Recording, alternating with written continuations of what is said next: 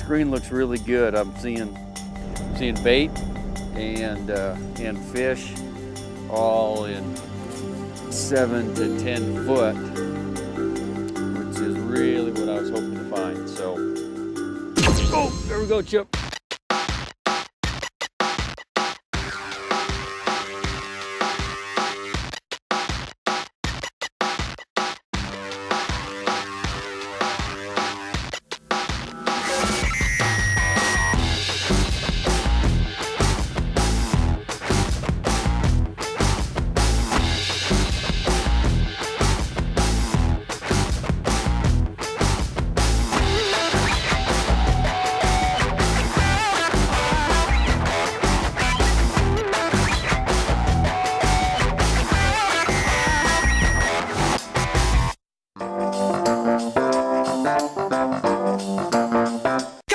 Hey buddy, you ready? I am ready to roll. You look like you're ready. Well, we're bundled up. It's a little chilly. The fish are going to be ready.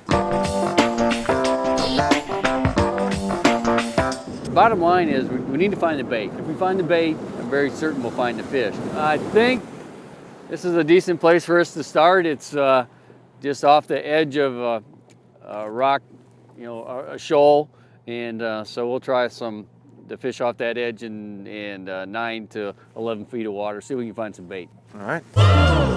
Rangers George Liddle and Northland Tackle's Chip Leer have been through this drill before. They both love to fish bass, and last season had a blast with some post-spawn smallies. There we go. Oh, nice bump too. Just thunked it. I don't know how I missed him. Probably because it was a pike. And he ate the whole thing. That's how I missed him. You like the rattle. Good bite though? Oh, it was awesome. Okay, I'm going to catch this smallmouth right here. Oh yeah, look at him. Look at the size of him. There's 2 of them. Oh, George, what a beauty. What a beauty. You got to be quiet. Eat it. Got him, George? Nice fish too. He was not scared of me at all. I think he wanted that heavyweight worm. What do you think? I just saw him down there swimming around and gave that worm a couple of shakes and he ate it. Today's situation is quite the opposite. It's late fall moving into winter, and water temperatures are hovering at 40 degrees. Some folks will tell you bass don't feed in the winter, but that's completely untrue. As with most fishing success, it can all come down to presentation. Oh, hey, Chip. There you go, George. Oh my gosh, I'm not quite sure what I've got here, but I put that Oh, nice. nice Look at walleye. That.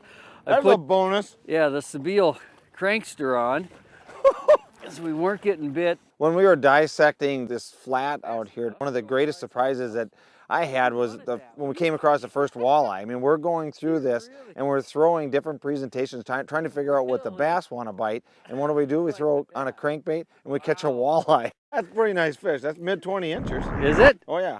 Wow. If you weren't here, it'd be like 8 pounds. There he goes. The plan today was to go out and find out where the bait was, and then once we found the bait, to try to mimic that in whatever depth of water it might have been. Our locators were extremely important today. Everything was done using the locator. We weren't throwing at any objects, it was just a big flat.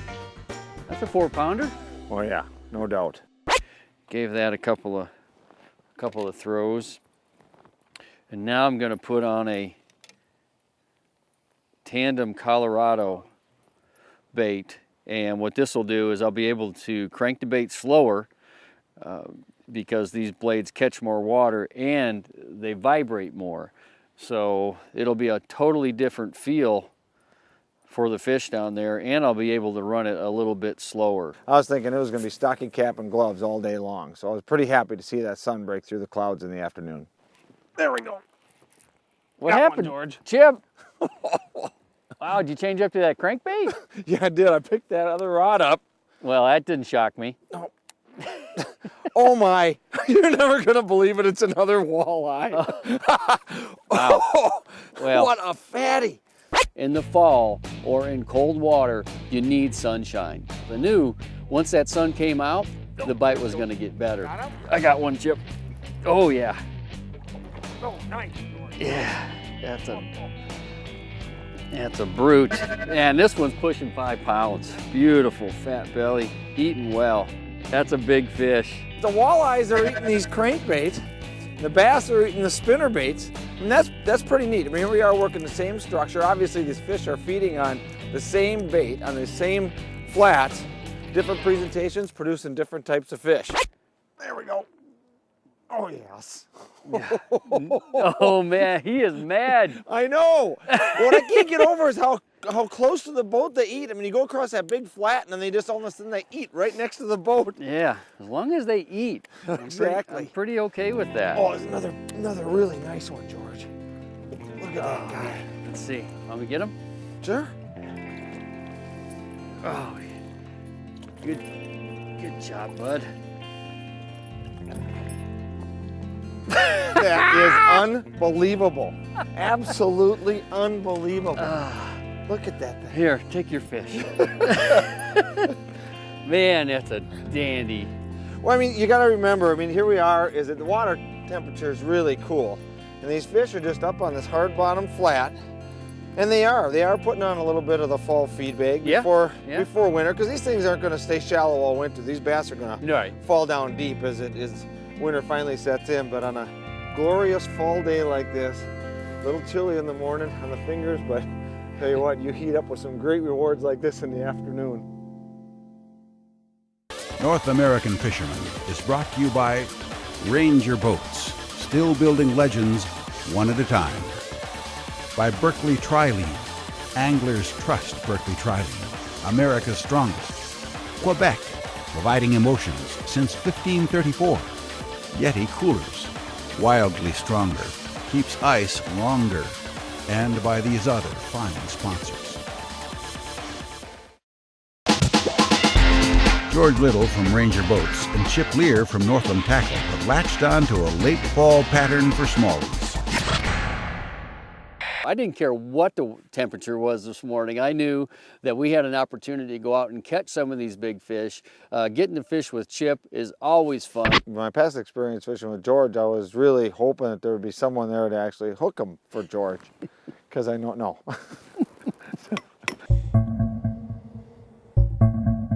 Oh, nice! Gosh. Uh-oh, guess what? No way, another one! We've got our first walleye. On a spinnerbait. On a and spinnerbait. That's even a bigger one, George. Unbelievable. Oh. Walleyes, bass. We are having a phenomenal day. And all we're doing is using our electronics to find out where the bait is and then positioning our lures. If it's a crankbait or a spinnerbait, just keeping the bait in the strike zone, and we're determining the strike zone from using our electronics and seeing where the bait is. It's really working good today. One thing about today was about the patience, and it was the speed of the retrieve became, regardless whether it was a crankbait, a swim bait, or a spinnerbait, for me it became real important. I know that as the bite got better, I had to consciously tell myself, slow down, slow my cranking down. In the fall, one of the things is the weather dictates everything. There we go, George. Oh my. If that water temperature goes down 3 or 4 degrees, the bite will totally change and maybe even shut off. Another nice one. He's coming up, coming up, coming up. Or he went down. Look at the size of that one. Oh my goodness. The baits that we're using on this flat, one of the reasons these fish are up here is that they are mimicking what they're actually eating. I mean, we're using baits that look like perch and shiners and the natural forage that's feeding up here on these flats. Look at that, George. That's a toad. That's what I'd classify as a toad. Absolutely unbelievable day. Let's talk about the tackle we used today. First of all, we used a 3/8 ounce Northland spinnerbait and a live forage. It really matched the hatch, what they were eating, and it was a vital part of our success today. 14-pound XT line, small diameter, allowed us to make really long casts and get the bait away from the boat. 7-foot, fast action, really limber tip, also allowed us to get the bait away from the boat. Slow retrieve, we used a 6.2 reel here, so we could slow crank the bait back, keep it in 6 to 8 foot of water as we're retrieving it. It's a very simple, deadly fall tactic.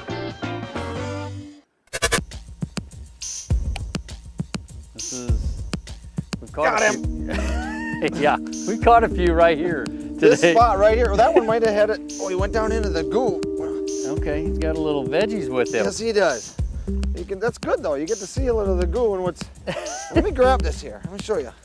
Well, you can see that. Here's some of this goo, and I think what's interesting about that is this guy came right back up, and we just came up on a waypoint where it got a little bit shallower. And the neat thing is the way we've been driving this boat is around these shallow spots. A lot of times smallmouth fishing, looking at structure, you find yourself, get this guy back, find yourself fishing and looking for those harder bottom, shallower areas and casting up onto those. We're doing exactly the opposite this time of year. We're actually working the deeper troughs around that shallow water area.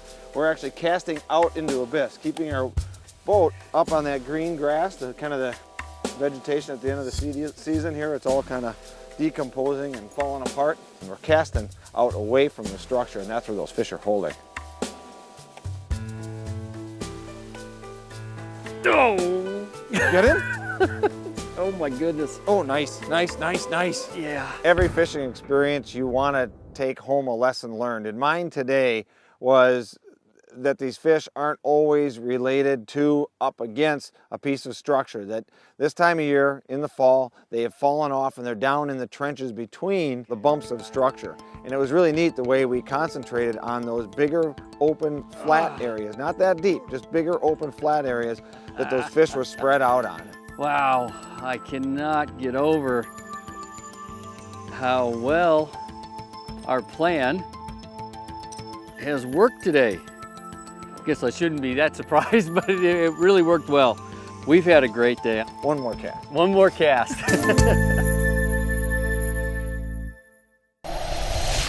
When you use the right gear, you catch more fish. And I want you to enjoy the exact same success that we did on today's show. That's why we're giving you a chance to win the selection of lines and lures that we use, including a spool of 10-pound spider wire braid, a spool of 10-pound trilene 100% fluorocarbon, 5 packs of 4-inch chigger craws.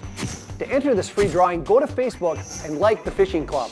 Then, click on the TV-tested Win What's Working button at the top of the page and follow the simple instructions. Love the fish? Then like the fishing club on Facebook. There's a lot to like and a lot to win.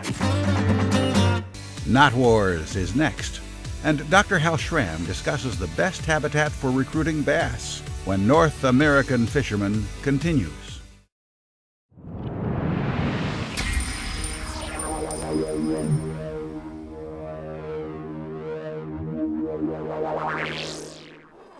Welcome to Knot Wars, where we pit fishing's best knots in a head-to-head competition to determine which knot you can count on. Last week, the trilene knot knocked up a great knot in the fishing fool. Remember, we're looking for the strongest knot for monofilament. For consistency, all testing will be done with 14-pound Berkley XT Tough Red monofilament. The weekly winner will be the knot with the highest overall average after it's tied and tested a minimum of 12 times. If you missed last week's episode, here's a reminder on how to tie the trilene knot. Start by running the tag end through the hook eye 2 times to form a loop. Next, take the tag end and wrap it up the main line 3 to 5 times. Now, insert the tag end through the loop near the eye of the hook, moisten with a bit of saliva, and carefully draw tight. The challenger today is called the No Name knot. It debuted in 2009 and it's a fun knot to tie. Here's how. Run the tag end through the hook eye and back again to form a loop slightly larger than the hook is long. And then run the hook through the loop once, move the main line and the tag end to the side, and then run the hook up through the loop a second time. Hold both the tag end and main line and tighten after lubricating with a bit of saliva. When tied correctly, this knot forms a small figure 8 during the cinching process. So it's the trilene versus the No Name. Which is the stronger knot with mono? Let's find out. I already have the trusty knot testing machine set up. We've got our challenger here, the No Name knot on the left. We've got the trilene knot, our current champ, here on the right. Here goes.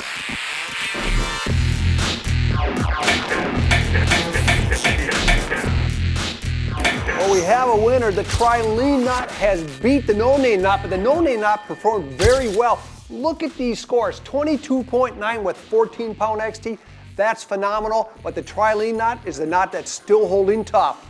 So is the trilene knot the best knot with mono? We're going to find out next week because it goes up against the mighty Palomar, and the knot that wins that competition is going to be the new Knot Wars champ in the mono category. By the way, if you'd like to practice the trilene knot, the no-name knot, or any of the knots featured in Knot Wars, simply visit fishingclub.com and click on Knot Wars, or better yet, download the free Knot Wars app now available for Droid and iPhone. Knot Wars, because no good fish story ends in a broken knot.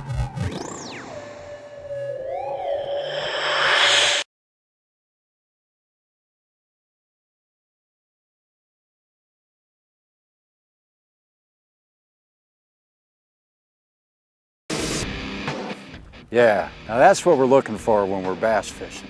You know, fish like this just don't happen by themselves.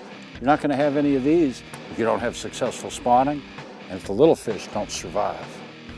Bass recruitment can be an important issue in reservoirs. Unlike natural lakes, they often lack all the vegetation where the fish can hide. The many reservoirs with annual water level fluctuations are especially problematic as far as recruitment of largemouth bass. Because the water goes up and down, terrestrial vegetation can't grow in that fluctuation zone, nor can aquatic plants. Lake Shasta in California is one of these fluctuating water reservoirs. Researchers at Lake Shasta wanted to see, can we make juvenile bass habitat in this lake? They looked at two treatments. They planted barley grass in the fall. The grass would grow. When the lake rose in the spring, it would be inundated. In the spring, they came in and put in plastic grass, sections of astroturf with strands of polypropylene rope floating above it. Sampling young of the year largemouth bass during May to July, they found largemouth bass were 54 times more abundant in the barley grass than in the barren shorelines. In the plastic grass, the abundance of the young bass was 232 times greater than in the barren shoreline. But the young bass need food too. So they sampled the food available. What did they find? The invertebrates that are important forage for those young bass were much more abundant in the plastic grass than either the barren shorelines or the barley grass. But there is a cost. Barley costs about $1,000 an acre to plant it. It just takes a man and a tractor. The plastic grass, which kind of outshone the barley, costs about 20 times as much per unit area. Very labor intensive to make it and to install it. But what we do know is that when we provide cover and possibly more food for the bass, we get better bass recruitment. Put some science behind something we've observed for a long time, of better bass year classes during high water years in fluctuating water reservoirs. The main thing is, if you got the habitat, it's good for the fish, and that's good for the fishing. The following products have been field tested and approved by members of the North American Fishing Club. The Work Sharp retractable honing rod provides a quick, easy way to resharpen and hone your knives anywhere, anytime, with an angle guide on the handle so you get a perfect 25-degree edge. Eileen Elzart of Fenimore, Wisconsin liked that it could go into your pocket, belt clip, or tackle box. If you would like to become a field tester, text the word FISH plus your email address to 57682. Steve Panaz breaks down jerk baits and what makes the Sabile model so unique when North American Fisherman returns. One of the deadliest of all hard baits is the jerk bait. There's something about that gliding or stop and go action that really triggers fish, especially during the cold months of the year. Here's a tip for making any jerk bait more effective. Introduce a little bit of slack line before the jerking motion. You hear that little hiss? That gives the bait a real erratic action and triggers more bites. Lure designer Patrick Sabile is known for his unique baits, and his two jerkbait models are no exception.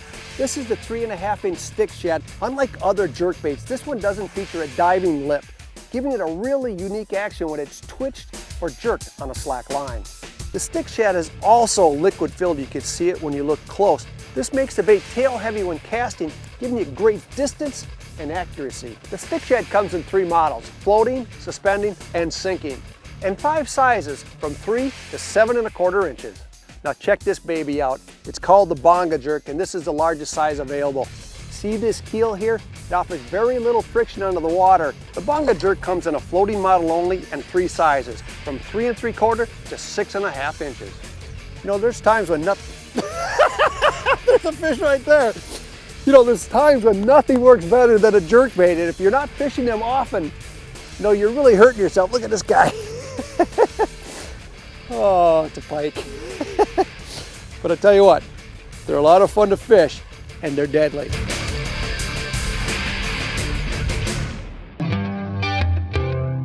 This was a fantastic day. I don't know any one thing I would have changed about it. You know, maybe you always catch more fish. It's one of those magical times that makes a memory that I'll never forget. Don't Get him? just stop the bait. Oh my word, that is a toad! That is a monster! Oh, Wow. George, that is a big, big, He's big so fish. fat he can't even jump. What a gorgeous fish. Wow. What a day. This is great stuff. North American Fisherman is brought to you by Yamaha Outboards. Reliability starts here. By Abu Garcia, for life. Berkeley Gulp Alive. Looks alive, feels alive, tastes alive. Cabela's, the world's foremost outfitter of hunting, fishing, and outdoor gear. And by these other fine sponsors.